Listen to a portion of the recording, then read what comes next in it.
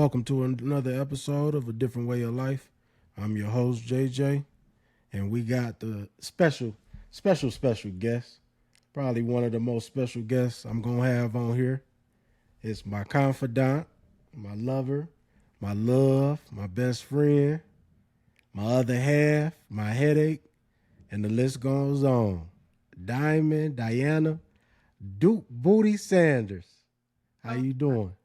don't put my good man on here. How you doing? I'm great. Beautiful. All right, and then let's just start with how your childhood, the area you grew up in. How were you as a kid, and what did you want to be when you grew up? I'm from the 48205. So red zone, red zone. um 7 Mile Osborne area. What else you say? How were you as a kid, and what did you want to be when you grew up? um I was to myself for real, for the most part. Shy for a little bit. I used to get picked on until I didn't. Then I was whooping ass. Um, what I wanted to be when I grew up, I wanted to be a veterinarian, and I also wanted to be in the Olympics. Okay, in the Olympics, doing what? Flipping and stuff. I don't know what it's called. I never knew what it was called. Gymnastics, Gymnastics and the little dances they used to do or whatever. like Simone Biles. Yeah. Oh, okay. So, and then let's get into like the type of jobs you had when you was either younger or all your jobs prior to meeting me. They had, well, my first job was, no, I had a summer job that was like on the west side. I was in Central High School, cleaning the high school up. That was like my first job. I was like 15. And then I couldn't get a job after that. I didn't understand why. And then my first job was right after high school. It was at Kmart. And but that's, I didn't actually meet you, but you worked there or whatever. And I worked at Chipotle. I worked at General Motors, Chrysler. I worked at hotels. I mean, I didn't did everything. Okay. And then your first time, oh no, the type of guys you used to fuck with before you started dealing with me. You say what, baby? The type of guys you used to fuck with before you started dealing with me. Type of guys I used to fuck with before dealing with you. Mm, Street niggas. Corn balls. I was young, so I mean, a lot of them was, just like little hood guys that was, in the streets. Say that's it. That's it. That's your. You ain't got no reason or nothing. It's just them, Um, them niggas was readily available. That's why. um, they was around me. It was like puppy love, like in school. It was on the block type of stuff. It was just young shit, so wasn't Mhm. nothing I was considered being serious. Okay. And then your first time. Let's see. And then your first time seeing me, and what was your first thoughts when you saw me at Kmart? Um, so I was at Kmart trying to put something back. I guess I don't know. I didn't know where it went, so I approached you and asked you where did this go. Mm-hmm. And honestly, I didn't have no like I ain't feel nothing. I just was just like, where the fuck this go? You know what I'm saying? So I ain't really think nothing at that point of time. So. And then what was your first thoughts when you saw me? I ain't have a thought. Oh. You ain't like this nigga cute or nothing? He You was looking halfway goofy. decent? You was looking goofy like she talking to me. I'm like, what? Where does this go? You just was looking goofy. Oh, okay. That shit crazy, man. You were. Right. I ain't had no And thoughts. okay. I was into And my then street. I was into my street niggas then, so I was already. I was taking, so I wasn't really like. that's I wasn't really looking for nothing, so it wasn't like I was just like, "Oh, he cute," I just, it wasn't really actually. so basically I was just out of your league is what you were saying. No, Is that what you saying? no, Is that I is just that what you wasn't saying, Dook? interested at that time. Oh, okay. Cause you wanted the bums, that's why. No, I wouldn't consider them bums. Oh, okay. Moving right along. So you already know we got to get to the how did we meet, but I'm gonna let you go first and tell your lie, and then I'm gonna tell mine. So you go first. How did we meet? Well, we met at Kmart.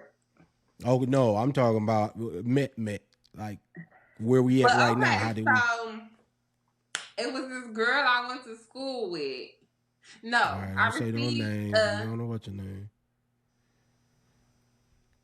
I Don't say no names. Just girl you went to school with. Go ahead. received a friend request from you, but you look like a cornball because it's like the Incredible Hulk or something. And I was like, look at this corny nigga. So I just didn't accept you. I left you in the friends. So then this girl I went to school with or whatever, her breath used to stink. It's like, no.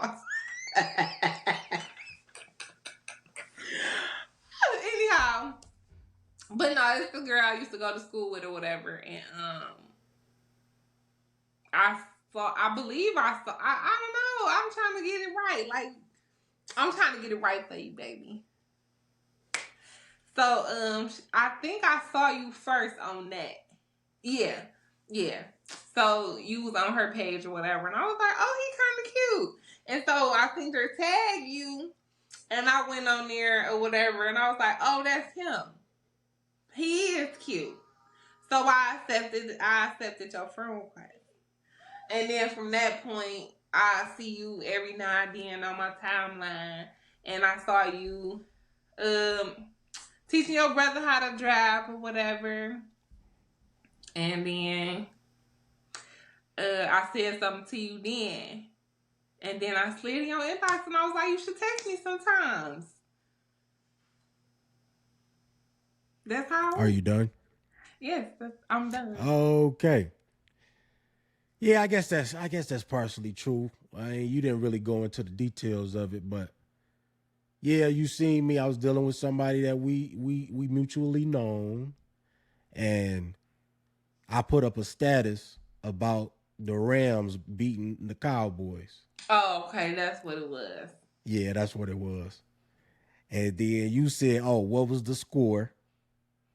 And I said, "Girl, you know you don't watch no football." And you said, "What?" You should text me sometimes. No, I was just trying to get your attention. And what did I say? You got it. Now what? You should text me sometimes. All right. And you didn't even give me your number. I was waiting on you to say whether you was dealing with somebody or not. You didn't care. Hoochie. Yeah. No, I seen that y'all had broke up. Oh my God. Just say you didn't care, man. No, We ain't gonna no, on this I ain't know. podcast, we don't lie. I ain't know. You know what's that called? I don't be breaking up Home happy wrecker. home. Yeah, I ain't no home wrecker or nothing like that. You didn't care. But no, I did not have no fucks to give. Exactly. Yeah, just say that, man. All right, dog. And then, So yeah, that's how that happened. And then our first date, and then what was your first impression once I dropped you off? Mm. Oh wait, no, make sure you tell the people what happened the first time we supposed to go out. So the first time we go out, my hair wasn't done. Okay, and And I just didn't call you because I felt like my hair was ugly after the girl had did. I was supposed to go out. I thought my hair was ugly, so I never called you because I was like, mm, um, I don't know. I just waited too long. I was just like, I'm not gonna call him, whatever.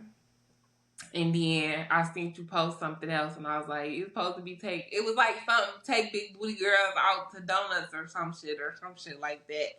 And I was like, you ain't take me. You was like, you ain't never even called me back. We ain't even know go on a date or whatever. So from that point, we arranged something. I told you we was vibing on the phone for a little bit. I told you that I ain't never been to Benihana's, and you took me to Benihana's on our first date. And so I was sick, actually. I was sick as fuck. I was coughing, sneezing. So it really wasn't a pleasant date. Like, it was pleasant. You was pleasant. But, like, we was sitting around all the people. I was sick, sniffling, and all that. It just wasn't. I just didn't want to play you again. You feel me? So, or whatever. But I didn't want to eat in front of you. I was trying to be cute, but I was still like sick or whatever. And then, yeah, so after you dropped me off and shit, I was just like, he seemed cool, whatever. You was kind of like shy. You wouldn't look me in my eyes or whatever. You kept looking away from me and shit. So, yeah. mm. Okay. I'm gonna look you in your eyes. What the fuck I'm gonna look you in your eyes for? You sitting next to me. I told you. Why I tell you that I'm not the perfect candidate. We gonna have to redo this. What we redoing it for? This shit rolling. Mm-mm. All right. How was I as a boyfriend before my accident? We getting into the nitty gritty, huh? Um, Before the accident, I would say, like when we first met, it was like really sweet. You would talk to me. So the moments that you got up and went to work to the time that you was at work, I talked to you for hours on the phone. Until I got off work, until you got off work, like we just was like never got no sleep. So it was like really sweet. You did shit that I wasn't used to. So you surprised me, did shit like that or whatever like that. You had your moments when you was doing bullshit, but we ain't gonna touch on that. You had times where you was upsetting me a little bit, but it wasn't nothing to the extreme or whatever the case may be. So I don't know. You made me fall in love with you. I don't want to Uh, do this no more. ah, you I don't said want to do what, this. We're gonna boy? All right. Anyway, um, and then our sex life. How was that before the accident? You trying to take people in my business? Um, Our business. it was as well to be expected. It was great. It was gravy. We had sex all the time, like literally all the time, 3, 4, 5 times. Shit, we went out to eat, planned on coming back. We was doing it. We woke up that morning. We woke up that morning. We was doing it like we did it all the time. So the sex was good. It wasn't bad. It was. All right, and then so I'm gonna ask you, like from your perspective, the day my accident happened. But I'm just run it down like how it was because a lot of people don't know like what happened to me for real. So September 5th, 2018. It was a normal day for me. Woke up. It was nice outside. It was 93 degrees. So I was like, shit, I'm on the bike today. I'm not going to wear my jacket. I had a jacket, but I didn't wear my jacket. Hindsight, I probably should have. But got on my bike. I went to Great Lakes Crossing, the outlet mall in Auburn Hills. Went there, I bought my niece a onesie, and I bought her a bib. Because I think Zoe would be what? 4 months when that happened? Yeah. So she was about 4 months when that happened. Got her a onesie and a bib, and then from like one of those like the funny stores or Spencer's or Hot Topic or something like that. And so I ended up getting that. And that was I think that was literally all I went out there to get. Not to get, but I got when I was out there. And then came home, and I was like, damn, man, I'm one of them niggas that can't hold water. Like, so it's like if I got anybody a gift, I got to give it to them that same day, right then and there. So I went over to my mom's house off Linwood and Davidson, and she said, I think she said she was going to my sister's house anyway. So I was like, all right, fuck it, I'll ride over there with you. But I rode on my bike, and then my mom drove. So we get to my sister's house, we chilling, laughing, bullshitting with them. And then it was time for me and my moms to leave. So we went to the corner. I think we went to the corner of 7 Mile, I want to say, because my sister stayed east.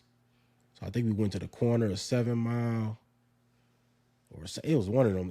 I just remember a corner, and then she went right, and then I went left, because I stayed in Roseville at the time, and that was the last thing I remember. So I got to 8 Mile and Hoover, and then a lady, she kind of came out of the gas station, and she was trying to make a left while I was going up 8 Mile and Hoover, like going towards Grossbeck, to where Hoover turned into Grossbeck. And she kind of came out of the gas station, tried to make a left, didn't see me, and I hit her, like her front driver's side panel, and off her windshield. I hit her windshield. My spine severed completely. At I think T2, which is like right under the chest, and that left me paralyzed from the chest down. So everything under my chest, I can't feel. I broke my wrist in the accident. And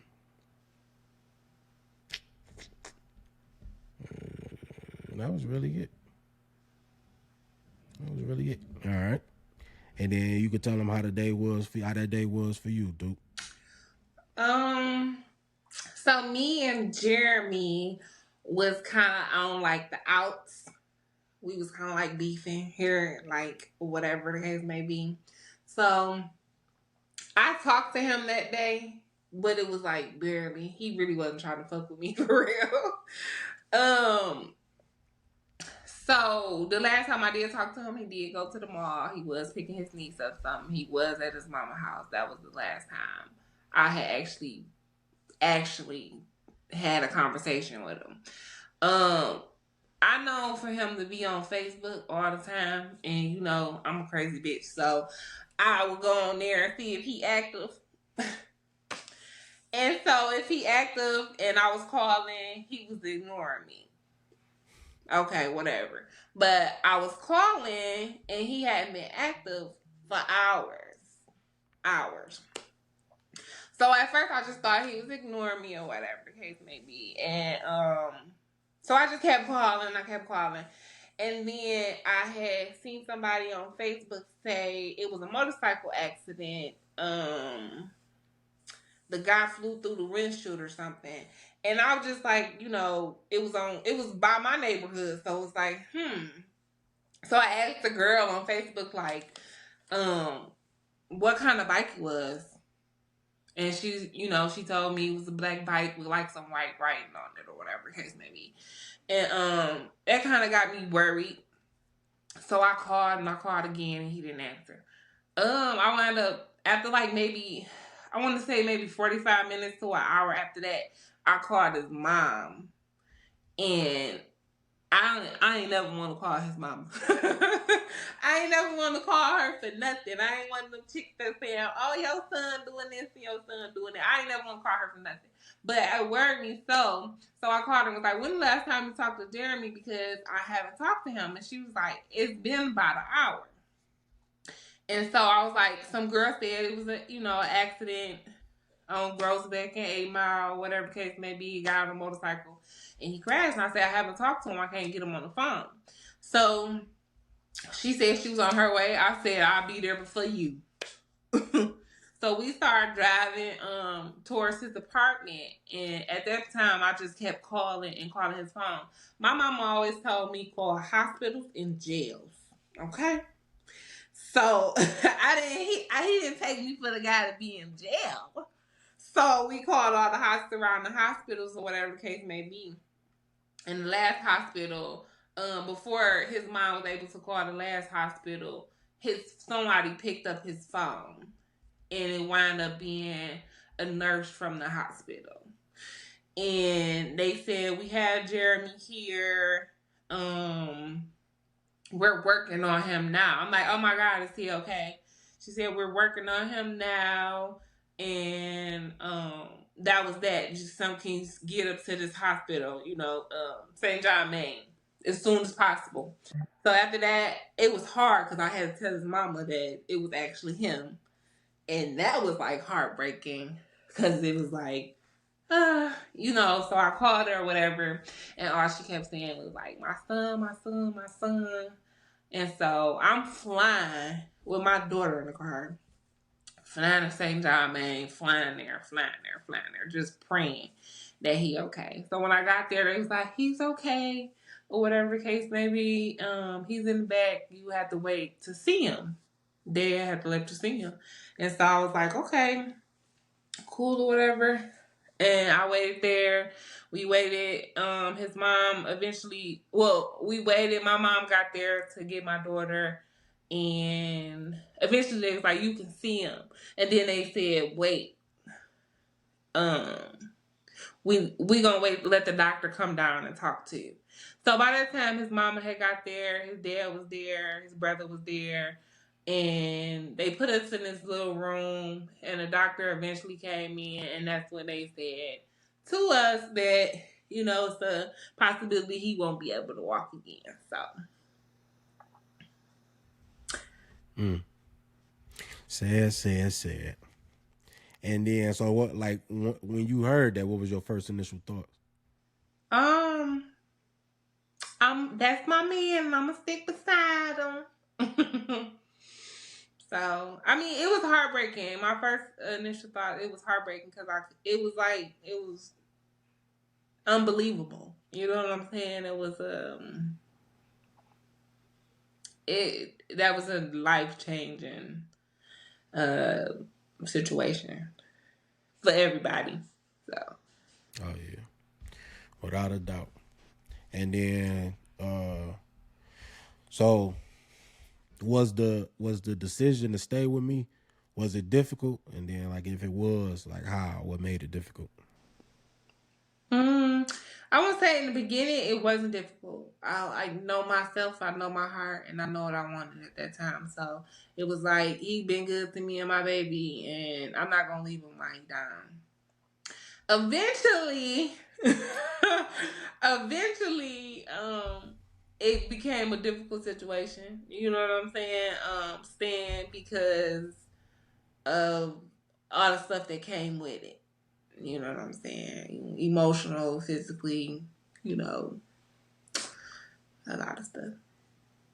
Took a toll on you? Yeah, I would say. All right. And then moving on from that, well, like, so your first year as being like my attendant care and taking care of me and all that type of stuff. Like, how was that? How was the first year doing it? Okay. Because I wouldn't consider like the first year being like while you was still at RIM. I wouldn't consider that being the first year because it was like I think I was still working. You know what I'm saying? I was coming to see you in the hospital and stuff like that. I would consider it when we actually um Got the rainbow. got to Rainbow. But even then, that first year wasn't horrible. Like it was like a learning experience for me. So it was a lot of stuff that you was going through that needed to be done. And at that time, I ain't gonna say you didn't have nobody to do it, but I was willing to do it. So I don't think it was the first year wasn't bad. And then how is it now? Bad. I'm ready You to don't slip want to do up the on shit no more. but it definitely has its challenges. It has its challenges. Um, we had people that warn us that a lot of people break up or relationships don't last when you are a caregiver of a significant other. And we have our ups and downs. We go through what we go through. But I think it was certain healing, and I think the accident happened, and we kind of like just bypassed a lot of stuff because we only was in a relationship for 6 months. What was it? Six, A 9, year. almost a year. It was almost a year. It wasn't a year yet because it was like a month two before a year. You're right. So almost a year. So we was only in a relationship for almost a year, and we still was learning each other. We still was getting to know each other. It was a lot of stuff that we didn't. I didn't feel like I accomplished. It was a lot of stuff that you felt like you didn't accomplish. You know what I'm saying? And then when you got into the accident, it was a lot of stuff that I feel like you when we once we moved in together, it was a lot of stuff that you bought past. Like you didn't heal properly. You know what I'm saying? So with all that going on, I think it took a toll, or it can take a toll, or it is taking a toll. You know what I'm saying? Um, over it can take a toll on a relationship. Okay. And then like outside of like just me not being able to walk, like what else? What else did the accident change about me? Mm, I would say it changed a lot. Um, as far as your mental state, it changed the way your mental is. Um, and how emotionally attached you can be to something. Like emotionally, you're unavailable. Mentally, you feel attacked. You know what I'm saying? By everything. It not just me. You know what I'm saying? Not just you. Just it just feel like mentally you feel attacked. Like you going through a lot of stuff mentally. So it changed a lot mentally and emotionally. And yeah.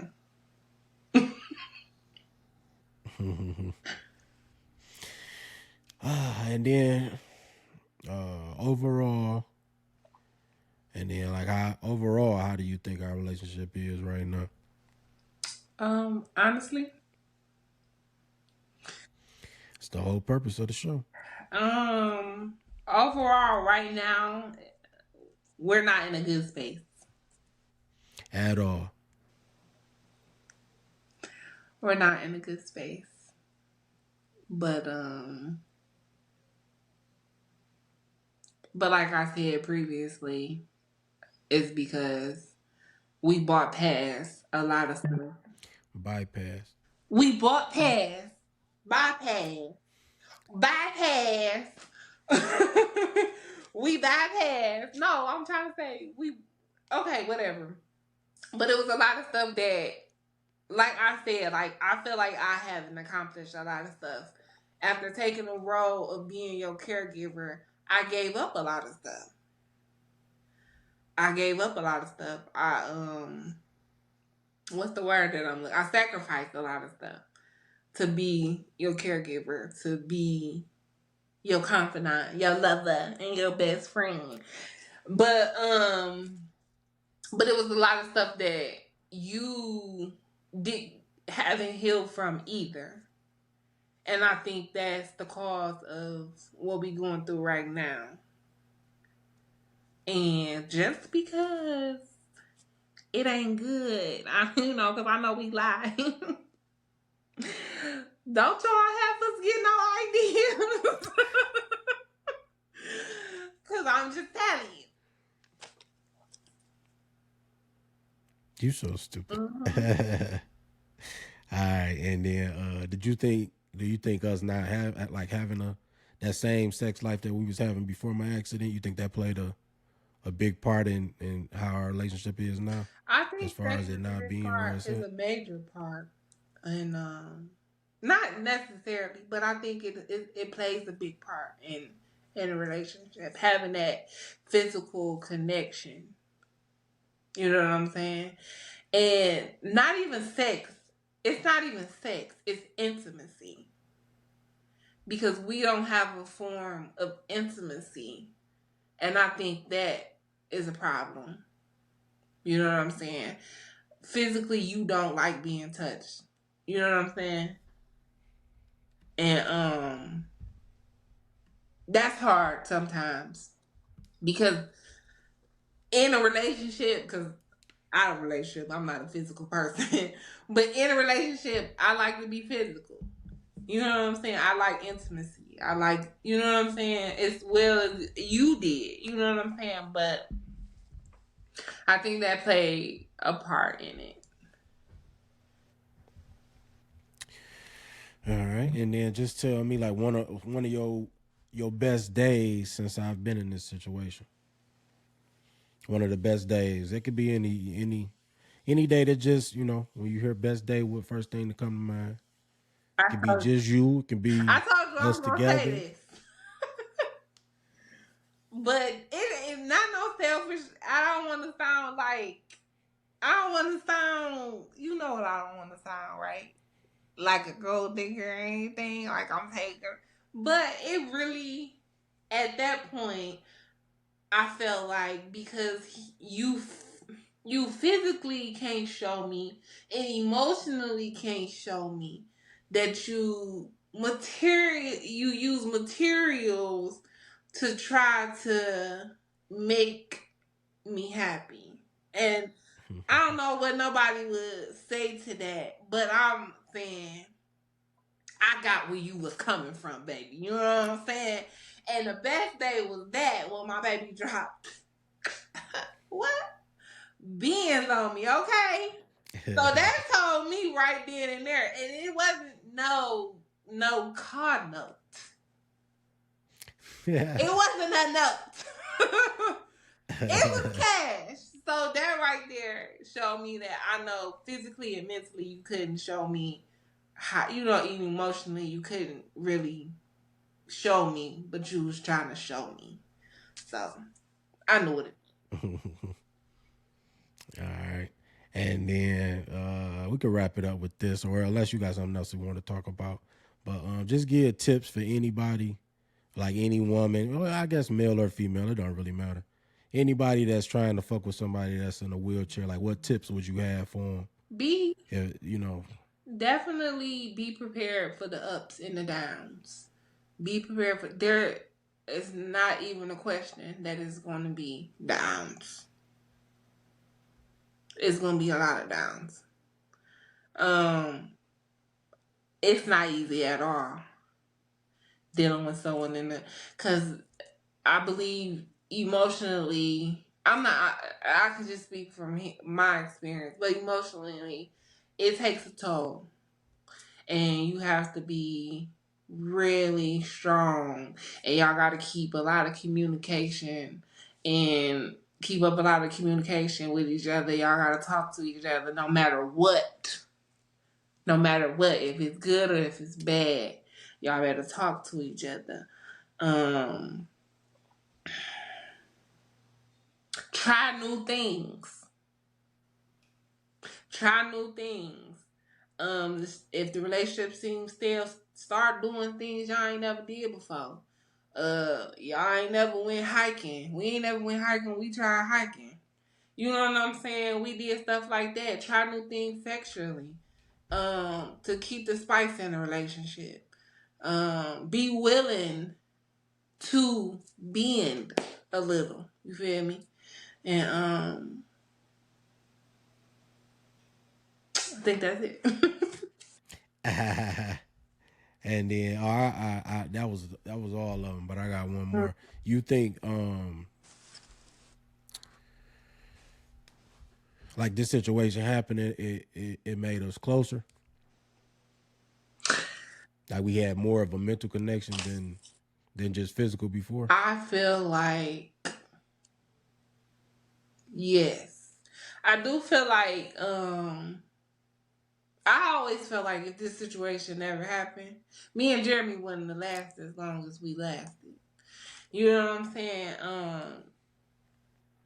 Mentally I do feel like because like I told you, he was a problem before. He had little issues before in the relationship.